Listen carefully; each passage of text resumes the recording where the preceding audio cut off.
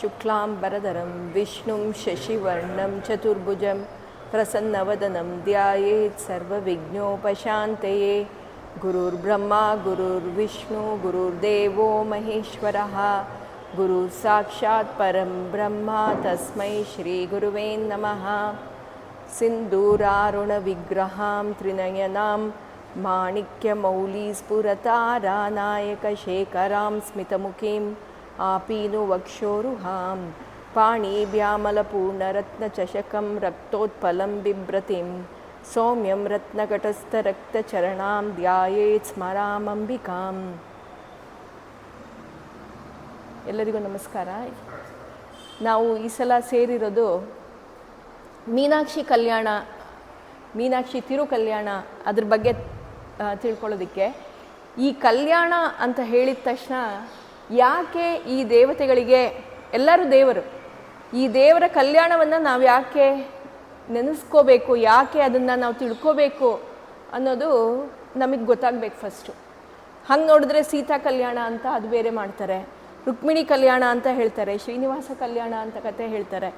ಇದೆಲ್ಲ ಯಾಕೆ ಹೇಳ್ತಾರೆ, ಯಾಕೆ ಇದನ್ನೆಲ್ಲ ಕೇಳಿಸ್ಕೋಬೇಕು, ಯಾಕೆ ಇದ್ರ ಬಗ್ಗೆ ನಾವು ತಿಳ್ಕೋಬೇಕು ಅನ್ನೋದು ನಮಗೆ ಗೊತ್ತಾಗಬೇಕು.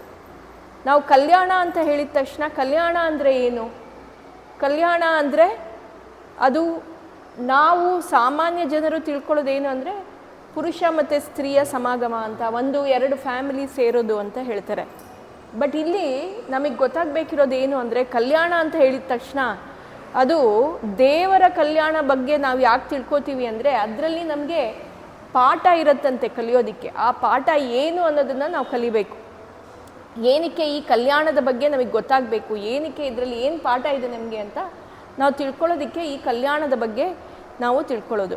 ಇನ್ನೊಂದು ಮಾತು ಏನು ಹೇಳ್ತಾರೆ, ಈ ಸಾಕ್ಷಾತ್ ಸೀತಾ ಕಲ್ಯಾಣ ನಡೆದಾಗ, ಸೀತಾ ಕಲ್ಯಾಣದಲ್ಲಿ ಏನಾಯಿತು, ಅಲ್ಲಿ ಸೀತಾ ಕಲ್ಯಾಣಕ್ಕೆ ಅವ್ರ ತಂದೆ ಏನು ಮಾಡಿದ್ರು, ಜನಕರಾಜ ಒಂದು ಸ್ವಯಂವರಕ್ಕೆ ಒಂದು ಇದು ಇಟ್ಟಿದ್ರು, ಏನು ಒಂದು ಕಾಂಪಿಟೇಷನ್ ಇಟ್ಟಿದ್ರು. ಆ ಬಿಲ್ಲು ಶಿವಧನುಸ್ಸನ್ನು ಯಾರು ಮುರಿತಾರೆ ಅವರೇ ಸೀತೆಯನ್ನು ಮದುವೆ ಮಾಡ್ಕೋಬೋದು ಅಂತ. ಅಲ್ಲಿ ನಮಗೆ ತೋರಿಸ್ಕೊಟ್ಟಿದ್ದೇನು, ರಾಮನ ಪರಾಕ್ರಮ, ರಾಮನ ಸ್ಟ್ರೆಂತ್ ನಮಗೆ ಅದನ್ನು ನೋಡೋದಕ್ಕಾಯಿತು. ಯಾಕಂದರೆ ರಾಮ ಒಬ್ಬನೇ ಆ ಶಿವಧನುಸ್ಸನ್ನು ಮುರಿಯೋದಕ್ಕೆ ಸಾಧ್ಯವಾಯಿತು.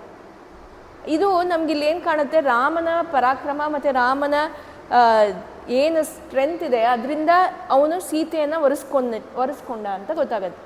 ಹೀಗೆ ರುಕ್ಮಿಣಿ ಕಲ್ಯಾಣದಲ್ಲಿ ರುಕ್ಮಿಣಿ ಏನು ಮಾಡ್ತಾಳೆ, ನಿಮಗೆ ನೆನಪಿರಬಹುದು, ಭಾಗವತದಲ್ಲಿ ಹೇಳಿದ್ದೀನಿ.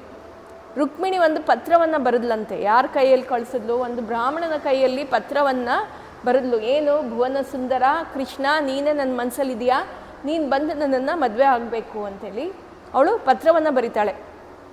ಆ ಪತ್ರವನ್ನು ಆ ಬ್ರಾಹ್ಮಣ ಎಲ್ಲಿ ವಿದರ್ಭ ರಾಜ್ಯಕ್ಕೆ ತಗೊಂಡು ಹೋಗಿ ಕೊಡ್ತಾನೆ. ವಿದರ್ಭ ರಾಜ್ಯದಿಂದ ದ್ವಾರಕಾ ಹೋಗಿ ಆ ಪತ್ರವನ್ನು ಕೊಟ್ಟು ಅಲ್ಲಿಂದ ಕೃಷ್ಣ ಬಂದು ರುಕ್ಮಿಣಿಯನ್ನು ಮದುವೆ ಆಗೋದು. ಇದರಲ್ಲೂ ನಮಗೇನು ಕಾಣುತ್ತೆ, ಕೃಷ್ಣನ ಪರಾಕ್ರಮಿ, ಕೃಷ್ಣನ ಧೈರ್ಯ ಮತ್ತು ಅವನ ಸಾಹಸ, ಇದನ್ನೇ ನಾವಲ್ಲಿ ನೋಡೋದು. ಅದೇ ನಾವಿವಾಗ ಕೇಳಿಸ್ಕೊತಾ ಇರೋದು ಮೀನಾಕ್ಷಿ ಕಲ್ಯಾಣ.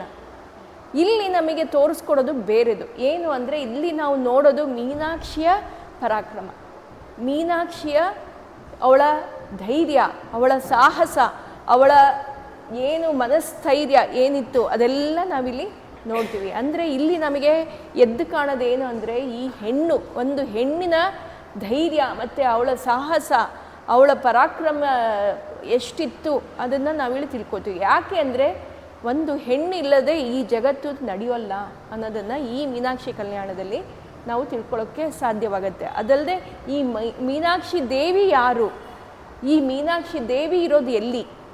ನಮಗೆಲ್ಲ ಗೊತ್ತಿರೋ ಹಾಗೆ ಮೀನಾಕ್ಷಿ ದೇವಿಯ ದೇವಸ್ಥಾನ ಇರೋದು ಎಲ್ಲಿ? ಮಧುರೈ. ಆ ಮಧುರೈ ಸ್ಥಳ ಹೇಗೆ ಬಂತು, ಆ ಮಧುರೈ ಅನ್ನೋ ಪದ ಏನು ಅದು ನಾವು ತಿಳ್ಕೋಬೇಕು. ಮಧುರೈ ಅಂದರೆ ಅದರ ಹಿಂದಿನ ಹೆಸರು ಏನು ಅಂದರೆ ಮಧುರಾಪುರಿ ಅಂತ ಹೆಸರು. ಈ ಮಧುರಾಪುರಿ ಅನ್ನೋ ಹೆಸರು ಏನಕ್ಕೆ ಬಂತು ಅನ್ನೋದು ನಾವು ತಿಳ್ಕೋಬೇಕು. ಯಾಕಂದರೆ ಈ ಸ್ಥಳ ಮಹಿಮೆ ತಿಳ್ಕೊಂಡು ಆಮೇಲೆ ದೇವಿಯ ಬಗ್ಗೆ ತಿಳ್ಕೊಂಡು ಹಾಗೆ ನಾವು ಅವಳ ಕಲ್ಯಾಣದ ಬಗ್ಗೆ ತಿಳ್ಕೋಬೇಕು. ಈ ಮಧುರಾ ಅನ್ನೋ ಮಧುರೈ ಅನ್ನೋ ಸ್ಥಾನಕ್ಕೆ ಮಹತ್ವ ಏನು ಅಂದರೆ, ಈ ಮಧುರಾಪುರಿ ಅನ್ನೋ ಜಾಗ ಏನಾಗಿತ್ತು ಅಂದರೆ ಅದು ಕದಂಬ ವನಗಳ ಒಂದು ಕಾಡಾಗಿತ್ತಂತೆ. ಕದಂಬ ವೃಕ್ಷದ ಒಂದು ಕಾಡು ವನ ಕದಂಬ ವನ ಅಂತ ಹೇಳ್ತೀವಿ. ಅಂದರೆ ಕದಂಬ ವೃಕ್ಷದ ಒಂದು ಕಾಡಾಗಿತ್ತು. ಆ ಕಾಡು ಕದಂಬ ವೃಕ್ಷ ಅಂದರೆ ನಿಮ್ಗೆ ಗೊತ್ತದು ದೊಡ್ಡ ದೊಡ್ಡ ಮರಗಳು. ಅಲ್ಲಿ ಏನಾಗಿತ್ತು ಅಂದರೆ ಅಲ್ಲಿ ಒಂದು ಸಾಕ್ಷಾತ್ ಪರಮೇಶ್ವರ ಸುಂದರೇಶ್ವರನ ಒಂದು ದೇವಸ್ಥಾನವಿತ್ತಂತೆ. ಈ ಇಂದ್ರನ ಕತೆ ನಿಮಗೆ ಗೊತ್ತಿರಬೇಕು. ಇಂದ್ರನಿಗೆ ಯಾವಾಗಲೂ ಅವನ ಪದವಿಯ ಮೇಲೆ ಅವನಿಗೆ ತುಂಬ ವ್ಯಾಮೋಹ. ಅವನೇನು ಮಾಡ್ತಾನೆ, ವೃತ್ರಾಸುರ ಅನ್ನೋ ಒಬ್ಬ ರಾಕ್ಷಸ, ಒಬ್ಬ ಬ್ರಾಹ್ಮಣನಿಗೆ ಅವನು ಕೊಂದು ಹಾಕ್ತಾನೆ. ಆ ವೃತ್ರಾಸುರ ಯಾರು, ಅವನ ತಂದೆ ಏನು ಮಾಡ್ತಾನೆ ಆಮೇಲೆ ಅದೆಲ್ಲ ನಿಮ್ಗೆ ಗೊತ್ತು. ವೃತ್ರಾಸುರ ಒಂದ್ಸಲ ಬೃಹಸ್ಪತಿ ದೂರ ಹೋಗಿರ್ತಾನೆ. ಆಗ ಅದು ಭಾಗವತದಲ್ಲಿ ಕೇಳಿದ್ದೀವಿ. ಈ ವೃತ್ರಾಸುರನನ್ನು ಕರೆದು ಅವನ ಕೈಯಲ್ಲಿ ಎಲ್ಲ ಯಾಗಗಳನ್ನು ಮಾಡಿಸ್ತಾನೆ. ಆದರೆ ವೃತ್ರಾಸುರ ಅವನ ಯಾಗದ ಭಾಗವನ್ನು ರಾಕ್ಷಸರಿಗೆ ಕೊಡ್ತಾ ಇರ್ತಾನೆ. ಇದು ಗೊತ್ತಾಗಿ ಈ ವೃತ್ರಾಸುರರನ್ನು ಕೊಂದು ಹಾಕ್ತಾನೆ ಇಂದ್ರ. ಯಾವಾಗ ಅವನನ್ನು ಕೊಲ್ತಾನೆ ಆಗ ಅವನಿಗೆ ಬ್ರಹ್ಮಹತ್ಯೆ ದೋಷ ಬರುತ್ತೆ. ಆ ಬ್ರಹ್ಮಹತ್ಯೆ ದೋಷ ನಿವಾರಣೆ ಮಾಡ್ಕೊಳ್ಳೋದಕ್ಕೆ ಏನು ಮಾಡಬೇಕು ಅಂತ ಯೋಚನೆ ಮಾಡ್ತಾ ಇದ್ದಾಗ ಈ ಹಾಲಸ್ಯ ಮಹಾತ್ಮೆಯಲ್ಲಿ ಕೊಟ್ಟಿರೋವಂಥ ಕತೆ ಹೀಗಿದೆ. ಅವ್ರೇನು ಹೇಳ್ತಾರೆ, ಆಗ ಬ್ರಹ್ಮ ಬಂದು ಹೇಳ್ತಾನಂತೆ, ನೋಡು, ನಿನಗೆ ಬ್ರಹ್ಮಹತ್ಯೆ ದೋಷ ಹೋಗಬೇಕು ಅಂದರೆ ನೀನು ಸಾಕ್ಷಾತ್ ಪರಮೇಶ್ವರನ ಮೊರೆ ಹೋಗು, ಶಿವನ ಮೊರೆ ಹೋಗು. ಶಿವನ ಕ್ಷೇತ್ರಗಳು ಯಾವುದು ಇದೆ ಅಲ್ಲಿಗೆಲ್ಲ ಹೋಗಿ ಶಿವನನ್ನು ನಮಸ್ಕಾರ ಮಾಡು. ಆಗ ನಿನಗೆ ಈ ಬ್ರಹ್ಮಹತ್ಯೆ ದೋಷ ಹೋಗುತ್ತೆ ಅಂತ ಹೇಳ್ತಾನೆ. ಭಾಗವತದಲ್ಲಿ ನಮಗೆ ಈ ಬ್ರಹ್ಮಹತ್ಯೆ ದೋಷ 4 ಜನ ಯಾರ್ಯಾರು ಪಡ್ಕೊಂಡ್ರು ಅನ್ನೋದನ್ನು ನಾನು ಹೇಳಿದ್ದೀನಿ. ಇಲ್ಲಿ ಇವಾಗ ಇವನು ಏನು ಹೇಳ್ತಾನೆ, ಬ್ರಹ್ಮ ಹೇಳೋದು, ಇಂದ್ರ ನೀನು ಶಿವನ ಕ್ಷೇತ್ರಗಳಿಗೆ ಹೋಗು ಅಂತ. ಹೀಗೆ ಶಿವನ ಕ್ಷೇತ್ರಗಳಿಗೆ ಹೋಗ್ತಾ ಇದ್ದಾಗ ಎಲ್ಲ ಕ್ಷೇತ್ರಕ್ಕೆ ಇಂದ್ರ ಹೋಗ್ತಾನಂತೆ. ಹಾಗೆ ಈ ಮಧುರಾಪುರಿಗೂ ಬರ್ತಾನಂತೆ. ಆ ಮಧುರಾಪುರಿಯಲ್ಲಿ ಆ ಕದಂಬ ವೃಕ್ಷಗಳ ಮಧ್ಯದಲ್ಲಿ ಇದ್ದದ ಒಂದು ದೇವಸ್ಥಾನ ಯಾವುದು ಅಂದರೆ ಸುಂದರೇಶ್ವರನ ದೇವಸ್ಥಾನ. ಅದು ಸ್ವಯಂಭೂ ದೇವಸ್ಥಾನ. ಅಲ್ಲಿ ಹೋಗಿ ಆ ಚೊಕ್ಕನಾಥನಿಗೆ ನಮಸ್ಕಾರ ಮಾಡ್ತಾನಂತೆ. ಆ ಜಾಗ ಅವನಿಗೆ ಎಷ್ಟು ಇಷ್ಟವಾಗತ್ತೆ ಇಂದ್ರನಿಗೆ ಅಂದರೆ ಅಲ್ಲಿ ಅವನು ಅಮೃತ ಧಾರೆಯನ್ನು ಚಿಮ್ಕಿಸ್ತಾನಂತೆ. ಅದಕ್ಕೆ ಅದನ್ನು ಮಧುರಾ ಅಂದರೆ ಮಧುರಾಪುರಿ ಅಂತ ಹೆಸರು ಬಂತು. ಅದಕ್ಕೆ ಅದು ಅಮೃತಾಪುರಿ ಮಧುರಾಪುರಿ ಅಂತ ಹೆಸರು ಯಾಕೆ ಬಂತು ಅಂದರೆ ಅಲ್ಲಿ ಅಮೃತದ ಚಿಹ್ನೆಗಳಿದೆ, ಅಮೃತದ ಬಿಂದುಗಳಿದೆ ಅಲ್ಲಿ ಅಂತ ಹೇಳಿ ಆ ಜಾಗಕ್ಕೆ ಮಧುರಾಪುರಿ ಅಂತ ಹೆಸರು ಬಂತು. ಅಂದರೆ ಅದನ್ನು ನಾವಿವಾಗ ಮಧುರೆ ಅಂತ ಕರಿತಾ ಇರೋದು. ಇದು ಆ ವಿಶೇಷತೆ, ಆ ಜಾಗದ ವಿಶೇಷತೆ, ಆ ಸ್ಥಳದ ಮಹಿಮೆ ಏನು ಅಂತ ನಾವು ಹೇಳ್ತಾ ಇರೋದು. ಈ ಸ್ಥಳದಲ್ಲಿ ಇನ್ನೊಂದು ಏನು ಅಂದರೆ, ಈ ಸ್ಥಳಕ್ಕೆ ಇನ್ನೊಂದು ಮಹಿಮೆ ಏನು ಅಂದರೆ 3 ದೇವಿಯ ಕ್ಷೇತ್ರಗಳಿದೆಯಂತೆ. ಆ 3 ದೇವಿಯ ಕ್ಷೇತ್ರಗಳಿಗೆ ಹೋದರೆ ನಮ್ಮ ಜಾತಕದಲ್ಲಿರುವಂಥ ಎಲ್ಲ ದೋಷಗಳು ನಿವಾರಣೆ ಆಗುತ್ತೆ ಅಂತ ಹೇಳ್ತಾರೆ. ಒಂದು ಮಧುರೆ, ಈ ಮೀನಾಕ್ಷಿ ಅಮ್ಮ. ಇನ್ನೊಂದು ಕಾಂಚಿ, ಕಾಮಾಕ್ಷಿ. ಅಖಿಲಾಂಡೇಶ್ವರಿ ದೇವಸ್ಥಾನ, ಇದು ತಿರುಪುರಕುಂಡ್ರಂ ಅಂತ ಯಾವುದೋ ಒಂದು ಜಾಗದಲ್ಲಿದೆ, ಅದು ನಂಗೆ ಕರೆಕ್ಟಾಗಿ ಜಾಗ ಗೊತ್ತಿಲ್ಲ. ಅದು ಅಖಿಲಾಂಡೇಶ್ವರಿ. ಈ 3 ದೇವತೆಗಳಿರೋಂಥ ಸ್ಥಳಕ್ಕೆ ಹೋದರೆ ನಮ್ಮ ಜಾತಕದ ಯಾವ ದೋಷಗಳಿದ್ರೂ ಆ ದೋಷ ನಿವಾರಣೆ ಆಗತ್ತೆ ಅಂತ ಹೇಳ್ತಾರೆ. ಈ ರೀತಿ ಇದಕ್ಕೋಸ್ಕರ ಈ ಜಾಗಕ್ಕೆ ಹೋಗ್ತಾರೆ. ಇದು ಮಧುರಾಪುರಿ ಕ್ಷೇತ್ರದ ಮಹಿಮೆ. ಈ ಮಧುರಾಪುರಿ ಕ್ಷೇತ್ರ ಹೇಗೆ ಬಂತು, ಈ ಮಧುರಾಪುರಿ ಹೆಸರು ಬಂತು ಹೇಗೆ ಅಂತ ನಮ್ಗೆ ಗೊತ್ತಾಯಿತು. ಈ ಮಧುರಾಪುರಿಯನ್ನು ಆಳ್ತಾ ಇದ್ದಿದ್ದು ಯಾರು, ಹಳೆ ಕಾಲದಲ್ಲಿ ಯಾರು ಆಳ್ತಾ ಇದ್ರು ಅಂತ ನಾವು ತಿಳ್ಕೊಬೇಕು. ಈ ಮಧುರಾಪುರಿ ಆಳ್ತಾ ಇದ್ದಿದ್ದು ಪಾಂಡ್ಯರಾಜರು. ಪಾಂಡ್ಯ ಅಂತ ಗೊತ್ತು, ಚೋಳಾಸ್, ಪಾಂಡ್ಯಾಸ್, ಚೇಳಾಸ್ ಇದೆಲ್ಲ ಇದ್ರಲ್ಲ. ಹೀಗೆ ಪಾಂಡ್ಯರಾಜರು ಈ ಮಧುರಾ ಕ್ಷೇತ್ರವನ್ನು ಆಳ್ತಾ ಇದ್ರು. ಇದರ ಮಹಿಮೆ ಏನು, ಈ ಜಾಗವನ್ನು ಯಾರು ಮೇನ್ ಆಳ್ತಾ ಇದ್ದಿದ್ದು, ಈ ಜಾಗಕ್ಕೆ ಪ್ರಸಿದ್ಧತೆ ಹೇಗೆ ಬಂತು ಅಂತ ತಿಳ್ಕೊಬೇಕು ಅಂದರೆ, ಈ ಮಧುರಾಪುರಿಯನ್ನು ಆಳ್ತಾ ಇದ್ದಿದ್ದು ಮಲಯಧ್ವಜ ಪಾಂಡ್ಯ ಅಂತ ಒಬ್ಬ ರಾಜ. ಆ ಮಲಯಧ್ವಜ ಪಾಂಡ್ಯ ಯಾರು ಅಂದರೆ ಅವರು ಕುಲಶೇಖರ ಪಾಂಡ್ಯ ಅವರ ಮಗ. ಕುಲಶೇಖರರ ಕತೆ ತಿಳ್ಕೊಬೇಕು. ಯಾರು ಈ ಕುಲಶೇಖರ ಅಂತ? ಕುಲಶೇಖರ ಒಬ್ಬರು ಕುಲಶೇಖರ ರಾಜ. ಅವರು ಒಂದು ಪಾಂಡ್ಯ ದೇಶದ ರಾಜ.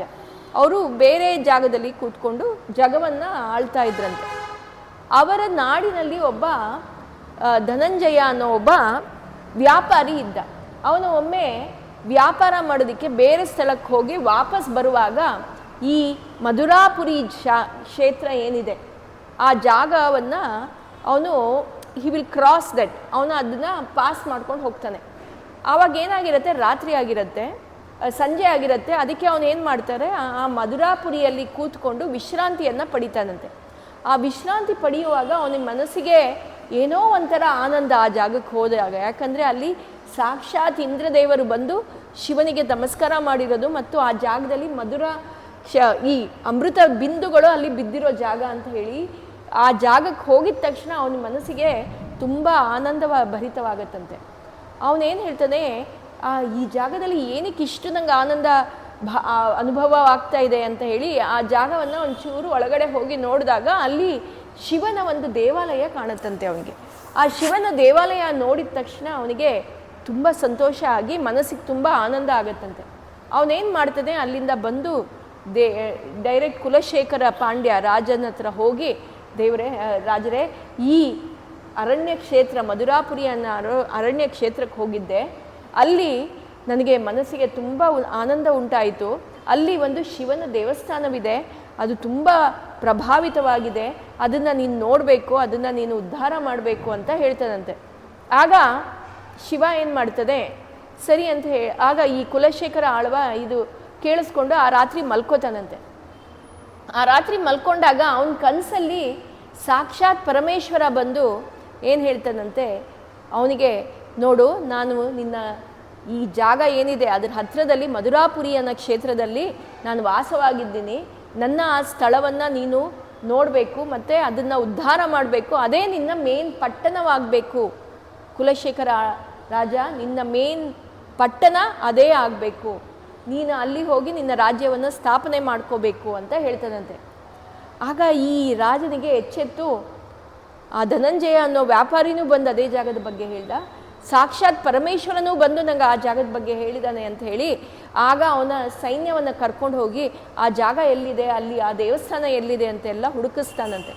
ಹುಡುಕಿ ಅಲ್ಲಿ ಹೋಗಿ ಆ ಚಕ್ಕನಾಥನ ದೇವಸ್ಥಾನವನ್ನು ನೋಡ್ತಾನೆ. ಸುಂದರೇಶ್ವರನ ದೇವಸ್ಥಾನವನ್ನು ನೋಡಿದ ತಕ್ಷಣ ಅವನಿಗೆ ತುಂಬ ಸಂತೋಷವಾಗಿ ಕಣ್ಣಲ್ಲಿ ನೀರು ತುಂಬಿಕೊಂಡು, ಭಗವಂತ ಪರಮೇಶ್ವರ, ನೀನೇ ನನ್ನ ಕನಸಲ್ಲಿ ಬಂದು ಈ ಜಾಗದ ಬಗ್ಗೆ ಹೇಳಿದೆಯಾ ಅಂದಮೇಲೆ ನನಗೆ ತುಂಬ ಸಂತೋಷವಾಗಿದೆ, ನಾನು ಈ ಜಾಗದಲ್ಲೇ ನನ್ನ ರಾಜ್ಯವನ್ನು ಸ್ಥಾಪನೆ ಮಾಡ್ಕೋತೀನಿ ಅಂತ ಹೇಳ್ತಾನಂತೆ.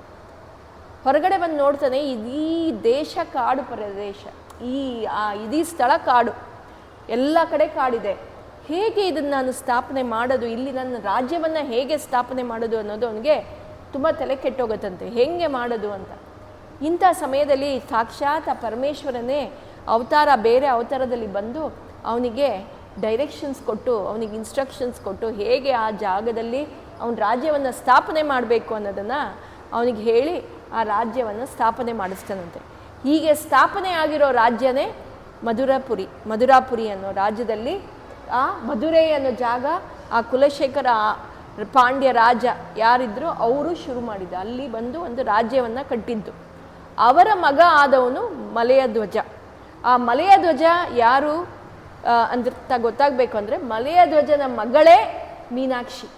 ಆ ಮೀನಾಕ್ಷಿ ಯಾರು, ಮೀನಾಕ್ಷಿ ಹೇಗೆ ಹುಟ್ಟಿದ್ದು, ಆ ಮಲಯ ಧ್ವಜ ಮತ್ತು ಕಾಂಚನಮಾಲ ಅನ್ನೋರು ದಂಪತಿಗಳು. ಆ ದಂಪತಿಗಳಿಗೆ ಹುಟ್ಟಿರೋದು ಮೀನಾಕ್ಷಿ. ಅವರ ಮಗಳು ಹುಟ್ಟಿರೋದು ಅನ್ನೋದಕ್ಕಿಂತ ಮಗಳು ಮೀನಾಕ್ಷಿ. ಆದರೆ ಈ ಮಲಯ ಧ್ವಜ ಮತ್ತು ಕಾಂಚನಮಾಲ ಯಾರು, ಅವರಿಗೆ ಈ ಲೋಕವನ್ನು ರಕ್ಷಿಸುವ ಜಗನ್ಮಾತೆ ಹೇಗೆ ಮಗಳಾಗಿ ಹುಟ್ಟಿದ್ಲು ಅನ್ನೋದನ್ನು ನಾವು ತಿಳ್ಕೋಬೇಕು.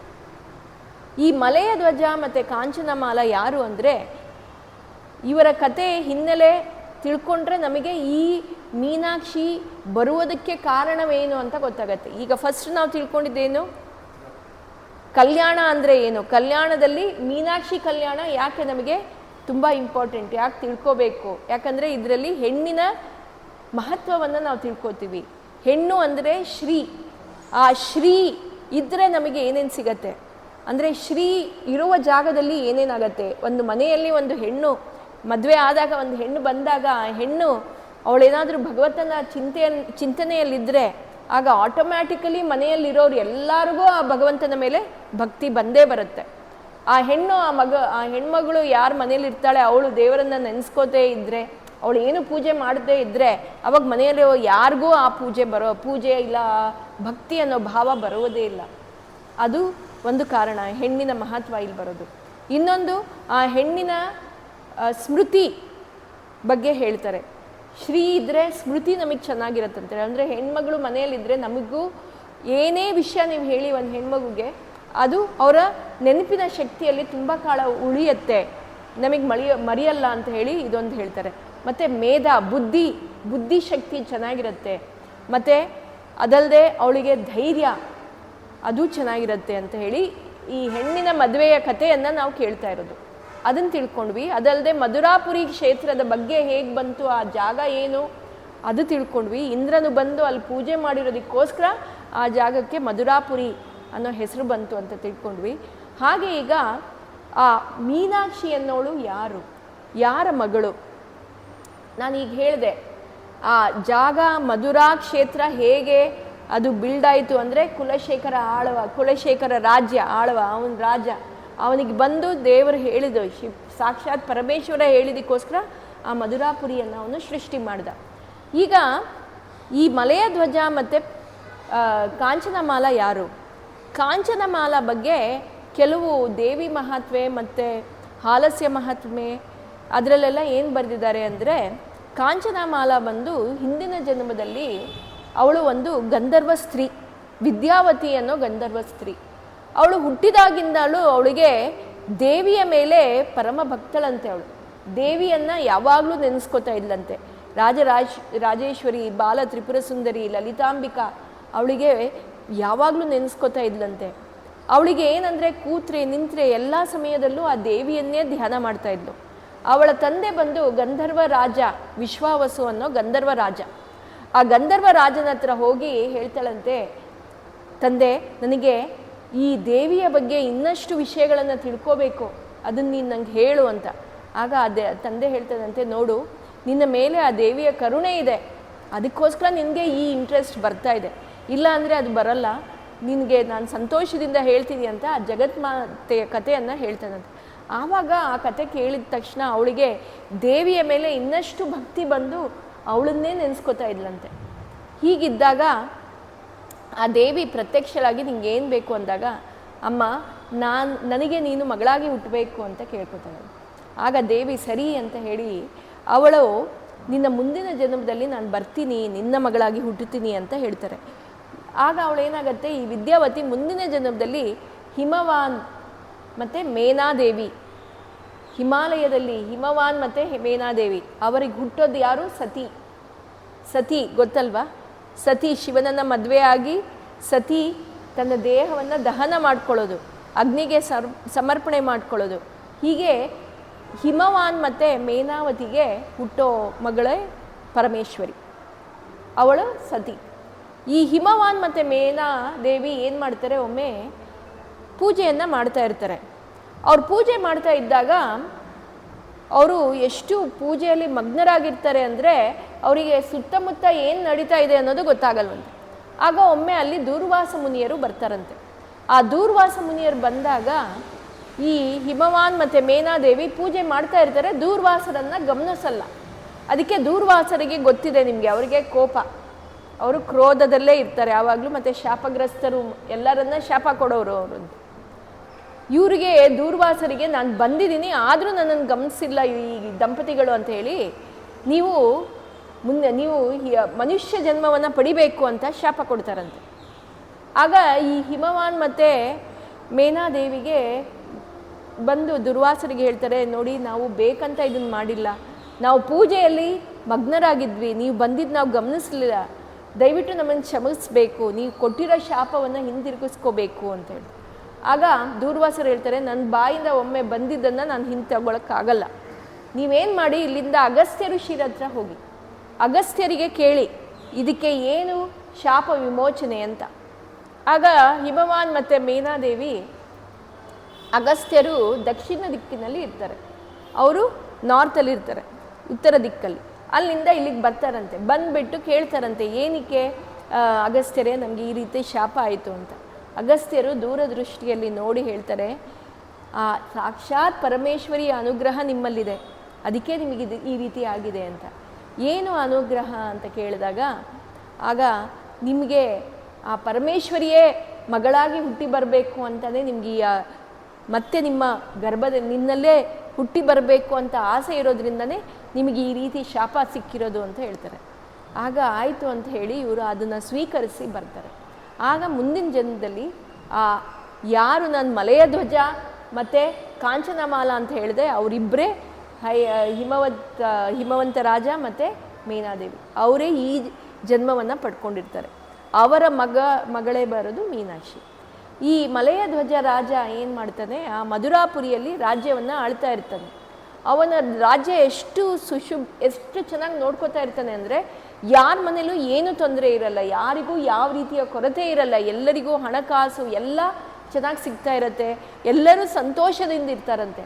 ಆದರೆ ಈ ಮಲೆಯ ಧ್ವಜ ಮತ್ತು ಆ ಕಾಂಚನಮಾಲಾಗೆ ಮಾತ್ರ ಒಂದು ಕೊರತೆ ಇರುತ್ತೆ. ಏನು ಅಂದರೆ ಅವರಿಗೊಂದು ಮಕ್ಕಳಿರಲ್ಲ, ಆ ಮಕ್ಕಳೇ ಇರಲ್ಲ. ಅವ್ರಿಗೆ ತುಂಬ ಬೇಜಾರಾಗಿರುತ್ತಂತೆ. ಏನಾಯಿತು, ಇಷ್ಟು ನಾವೆಲ್ಲ ಪೂಜೆ ಪುನಸ್ಕಾರಗಳು ಮಾಡ್ತಾ ಇದ್ದೀವಿ, ಮತ್ತು ರಾಜ್ಯವನ್ನು ಇಷ್ಟು ಚೆನ್ನಾಗಿ ನೋಡ್ಕೋತಾ ಇದ್ದಾರೆ ನಮ್ಮ ಪತಿಗಳು, ಆದರೂ ನನಗೆ ಮಕ್ಕಳಿಲ್ವಲ್ಲ ಅಂತ ಕಾಂಚನಮಾಲಾಗೆ ಬೇಜಾರಾಗತ್ತಂತೆ. ಆಗ ಈ ವಸಿಷ್ಠರು ಅಲ್ಲಿ ಅಗಸ್ತ್ಯರು ಬರ್ತಾರೆ, ವಸಿಷ್ಠರಲ್ಲ ಅಗಸ್ತ್ಯರು ಬಂದ್ಬಿಟ್ಟು, ನನಗೆ ಗೊತ್ತು ನಿಮ್ಮ ದುಃಖ ಏನು ಅಂತ, ರಾಜ ನೀನು ಅಶ್ವಮೇಧ ಯಾಗವನ್ನು ಮಾಡು, ನಿನಗೆ ಮಕ್ಕಳು ಹುಟ್ಟುತ್ತೆ, ನಿನಗೆ ಮಗು ಆಗೋ ಚಾನ್ಸಸ್ ಇರುತ್ತೆ, ನೀನು ಅಶ್ವಮೇಧ ಯಾಗವನ್ನು ಮಾಡು ಅಂತ ಹೇಳ್ತಾರಂತೆ. ಸರಿ ಅಂತ ಹೇಳಿ ಮಲೆಯ ಧ್ವಜ ಮತ್ತು ಕಾಂಚನಮಾಲ ಅಶ್ವಮೇಧ ಯಾಗವನ್ನು ಮಾಡ್ತಾರೆ. ಅಗಸ್ತ್ಯರು ಎಷ್ಟು ಅಶ್ವಮೇಧ ಯಾಗ ಮಾಡಬೇಕು ಏನೂ ಹೇಳಲ್ಲ, ಅಶ್ವಮೇಧ ಯಾಗ ಮಾಡು ಅಂತ ಹೇಳ್ತಾರೆ. ಸರಿ ಅಂತ ಹೇಳಿ ಇವರು ಮೊದಲನೇ ಅಶ್ವಮೇಧ ಯಾಗ ಮಾಡ್ತಾರೆ, ಮಕ್ಕಳಾಗಲ್ಲ. ಸರಿ ಇನ್ನೊಂದು ಮಾಡ್ತಾರೆ, ಹಾಗೆ 99 ಅಶ್ವಮೇಧ ಯಾಗವನ್ನು ಮಾಡ್ತಾರಂತೆ. ಅಶ್ವಮೇಧ ಯಾಗ ಅಂದರೆ ನಿಮಗೆ ಗೊತ್ತು, ಒಂದು ಅಶ್ವವನ್ನು ಬಿಡಬೇಕು, ಅದು ಜಗತ್ತೆಲ್ಲ ಸುತ್ತಿ ಬರಬೇಕು, ಆ ಅಶ್ವವನ್ನು ಎಲ್ಲರೂ ಬಿಟ್ಕೊಡ್ಬೇಕು, ಎಲ್ಲ ರಾಜರು ಬಿಟ್ಕೊಡ್ಬೇಕು. ಅವರು ಅದನ್ನು ಇವ್ರು ಗೆದ್ದಿದ್ದಾರೆ ಅಂತ ಗೊತ್ತಾದರೆ ಮಾತ್ರ ಆ ಯಾಗ ಸಂಪೂರ್ಣ ಆಗೋದು. ಈ ರೀತಿ 99 ಯಾಗವನ್ನು ಮಾಡ್ತಾರೆ. 100 ಯಾಗ ಮಾಡಿದ್ರೆ ಇಂದ್ರ ಪದವಿ ದೊರೆಯುತ್ತೆ. ಅಲ್ಲಿ ಇಂದ್ರನಿಗೆ ಭಯ ಹುಟ್ಟಿತ್ತು. ಓ, ಮಲೆಯ ಧ್ವಜ ರಾಜ 99 ಅಶ್ವಮೇಧ ಯಾಗ ಮಾಡಿಬಿಟ್ಟಿದ್ದಾನೆ, ಇನ್ನೊಂದು ಮಾಡಿದ್ರೆ ನನ್ನ ಪದವಿಗೆ ನನಗೆ ಧಕ್ಕೆ ಬರುತ್ತೆ ಅಂತ ಹೇಳಿ ಅವನೇನು ಮಾಡ್ತಾನಂತೆ, ಪ್ರತ್ಯಕ್ಷನಾಗಿ ಈ ಮಲೆಯ ಧ್ವಜ ಮತ್ತು ಕಾಂಚನಮಾಲಾಗೆ ಹೇಳ್ತಾರಂತೆ, ನೀವು ಅಶ್ವಮೇಧ ಯಾಗವನ್ನು ಯಾಕೆ ಮಾಡ್ತಾ ಇದ್ದೀರಾ, ನಿಮಗೆ ಬೇಕಿರೋದು ಮಗು ತಾನೇ, ನೀವು ಪುತ್ರಕಾಮೇಷ್ಟಿ ಯಾಗವನ್ನು ಮಾಡಬೇಕು. ನಾನು ನಿಮಗೆ ಹೇಳ್ತಾ ಇದ್ದೀನಿ, ನಿಮಗೆ ಮಕ್ಕಳು ಬೇಕು ಅಂದರೆ ನೀವು ಪುತ್ರಕಾಮೇಷ್ಟಿ ಯಾಗವನ್ನು ಮಾಡಿ, ಆವಾಗ ನಿಮಗೆ ಮಕ್ಕಳು ಹುಟ್ಟುತ್ತಾರೆ ಅಂತ ಹೇಳ್ತಾರಂತೆ. ಆಗ ಮಲೆಯ ಧ್ವಜ ಮತ್ತು ಕಾಂಚನಮಾಲ, ಹೌದು ಇಂದ್ರದೇವರೇ ನಮಗೆ ಪ್ರತ್ಯಕ್ಷರಾಗಿ ಈ ವಿಷಯವನ್ನು ತಿಳಿಸಿರೋದಕ್ಕೋಸ್ಕರ ನಾವು ಪುತ್ರಕಾಮೇಷ್ಟಿ ಯಾಗವನ್ನು ಮಾಡೋಣ ಅಂತ ಹೇಳಿ ಪುತ್ರಕಾಮೇಷ್ಟಿ ಯಾಗವನ್ನು ಮಾಡೋಕ್ಕೆ ಶುರು ಮಾಡ್ತಾರಂತೆ. ಆ ಪುತ್ರಕಾಮೇಷ್ಟಿ ಯಾಗವನ್ನು ಮಾಡ್ತಾ ಇದ್ದಾಗಲೇ ಆ ಯಾಗದ ಕುಂಡದಿಂದ ಅಗ್ನಿ ಪ್ರಜ್ವಲಿಸ್ತಾ ಇರುತ್ತಲ್ಲ, ಆ ಅಗ್ನಿಯಿಂದ ಒಂದು ಹೆಣ್ಣುಮಗು, 3 ವರ್ಷದ ಒಂದು ಹೆಣ್ಣುಮಗು ಹುಟ್ಟಿ ಬರುತ್ತಂತೆ. ಆ ಅಗ್ನಿಯಿಂದ ಬರುತ್ತೆ. ಆ ಮಗು ಬಂದು ಆ ಕಾಂಚನಮಾಲ ತೊಡೆಯಲ್ಲಿ ಕೂತ್ಕೊಳ್ಳುತ್ತಂತೆ. ಅಲ್ಲಿರೋರು ಎಲ್ಲರಿಗೂ ಆಶ್ಚರ್ಯ, ಎಲ್ಲರಿಗೂ ಒಂಥರ ಏನಿದು ಅಂತ ನೋಡ್ತಾ ಇದ್ದಾಗ ಅವಳು ಬಂದಲ್ಲಿ ಕೂತ್ಕೋತಾಳೆ. ಅವಳನ್ನು ನೋಡ್ತಾರೆ ಎಲ್ಲರೂ. ಅವಳು ಸಾಕ್ಷಾತ್ ಪರಮೇಶ್ವರಿಯ ಅವತಾರ. ಅವಳ ಮುಖ ಎಷ್ಟು ಸುಂದರವಾಗಿತ್ತಂತೆ, ಅವಳ ಕಣ್ಣು ಮೀನಿನ ಕಣ್ಣಿನ ಹಾಗೆ ಇತ್ತಂತೆ.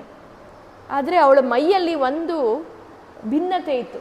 ಏನು ಭಿನ್ನತೆ ಅಂದರೆ ಅವಳಿಗೆ 3 ಸ್ತನಗಳಿತ್ತಂತೆ. ಸಾಮಾನ್ಯವಾಗಿ 2 ಸ್ತನಗಳಿರುತ್ತೆ ಹೆಣ್ಮಕ್ಳಿಗೆ, ಆದರೆ ಅವಳಿಗೆ ನೋಡಿದಾಗ 3 ಸ್ತನಗಳಿತ್ತಂತೆ. ಇದೆಲ್ಲ ನೋಡಿದ್ರು ಇವ್ರಿಗೆ ಏನಿದು ಆಶ್ಚರ್ಯ. ರಾಜ ಮತ್ತು ಆ ರಾಣಿ ಆ ಮಗುವನ್ನೇ ಕಣ್ಣು ದಿಟ್ಟಿಸಿ ನೋಡ್ತಾ ಇದ್ದಾರೆ, ಇನ್ನೇನು ಅವ್ರಿಗೆ ಕಾಣಿಸ್ತಾನೇ ಇಲ್ಲ. ಏನಕ್ಕೆ ಇವಳು ಹೀಗಿದ್ದಾಳೆ, ಇಷ್ಟು ಸುಂದರವಾಗಿದ್ದಾಳೆ, ಅವಳ ನೋಟವಂತೂ ಅವಳನ್ನು ನೋಡ್ತಾ ಇದ್ದರೆ ಅವಳ ಇಡೀ ಫೀಚರ್ಸ್ ಏನಿದೆ ಅಷ್ಟು ಚೆನ್ನಾಗಿತ್ತಂತೆ. ಅವಳನ್ನ ಒಂದು ನಿಮಿಷ ಕೂಡ ಅವ್ರ ಕಣ್ಣು ರಪ್ಪೆಯನ್ನು ಮುಚ್ಕೋತಾ ಇರಲಿಲ್ಲಂತೆ, ಹಂಗೆ ಅವಳನ್ನೇ ನೋಡ್ತಾ ಇದ್ರಂತೆ. ಆದರೆ ಯಾಕೆ ಇವಳಿಗೆ 3 ಸ್ತನಗಳಿದೆ ಅಂತ ಯೋಚನೆ ಮಾಡ್ತಾ ಇದ್ದಾಗ ಆವಾಗ ಒಂದು ಆಕಾಶವಾಣಿಯಲ್ಲಿ ಪ್ರಕಟವಾಯಿತಂತೆ.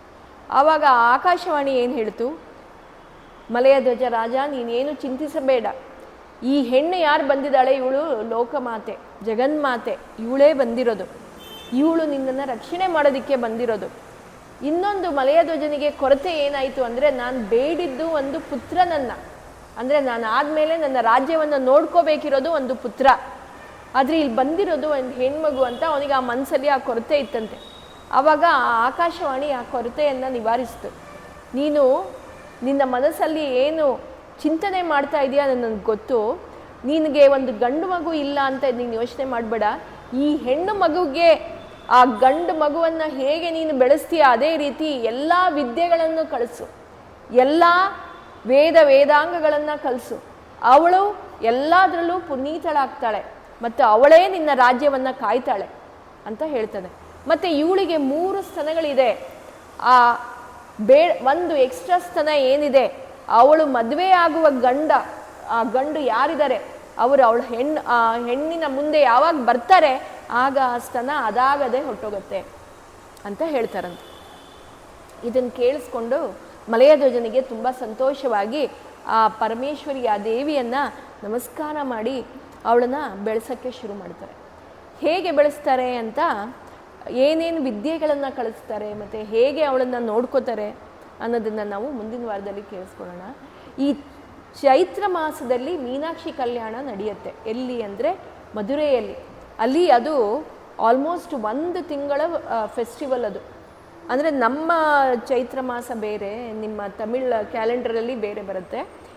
ಅದು ಶುರು ಆದಾಗ ತಮಿಳ್ ಕ್ಯಾಲೆಂಡರ್ ಚೈತ್ರ ಮಾಸ ಯಾವಾಗ ಶುರು ಆಗುತ್ತೆ ಅಲ್ಲಿಂದ 15 ದಿವಸ ಆ ಮಗು ಹುಟ್ಟೋದು ಕಾರ್ಯಕ್ರಮ, ಮಗುವನ್ನು ಪಟ್ಟಾಭಿಷೇಕ ಮಾಡೋ ಕಾರ್ಯಕ್ರಮ, ಆಮೇಲೆ ಅವಳಿಗೆ ಮದುವೆ ಮಾಡೋ ಕಾರ್ಯಕ್ರಮ, ಅದಾದಮೇಲೆ ರಥದ ಕಾರ್ಯಕ್ರಮ, ಇದೆಲ್ಲ ನಡೆಯುತ್ತಂತೆ.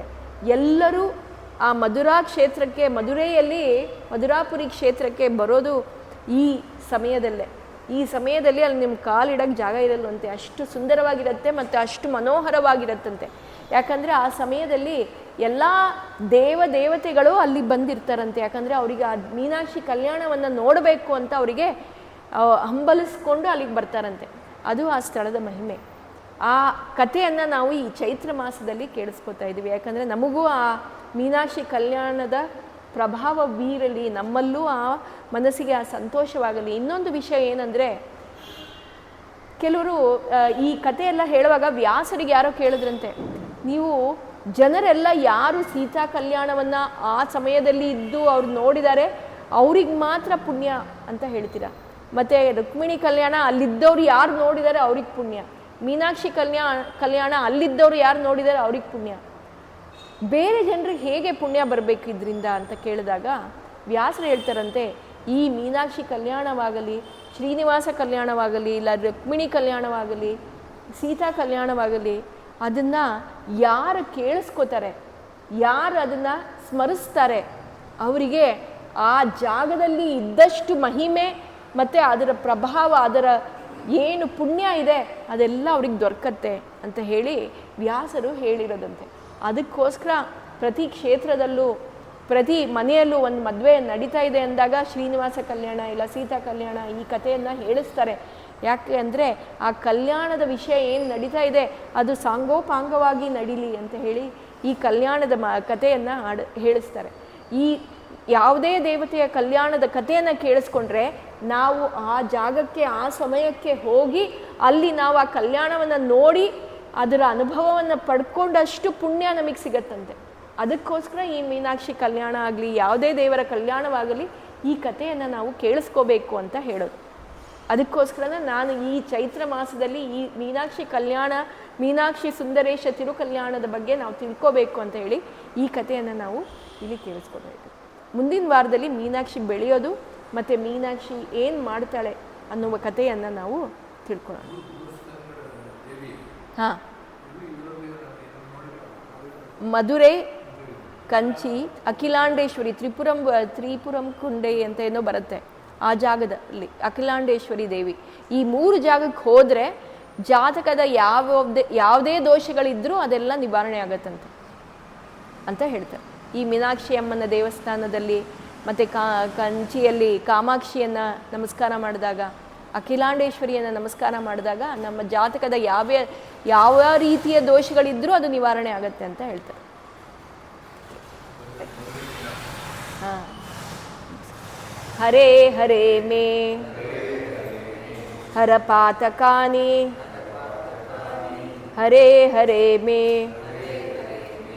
ಕುರು ಮಂಗಳಾನಿ ಹರೇ ಹರೇ ಮೇ ತವ ದೇಹಿ ದಾಸ್ಯಂ ಹರೇ ಹರೇ ಮೇ ತವ ಭಕ್ತಿರಸ್ತು. ಹರೆಯೇ ನಮಃ. ಹರೆಯೇ ನಮಃ. ಶ್ರೀಕೃಷ್ಣ ಅರ್ಪಣಮಸ್ತು.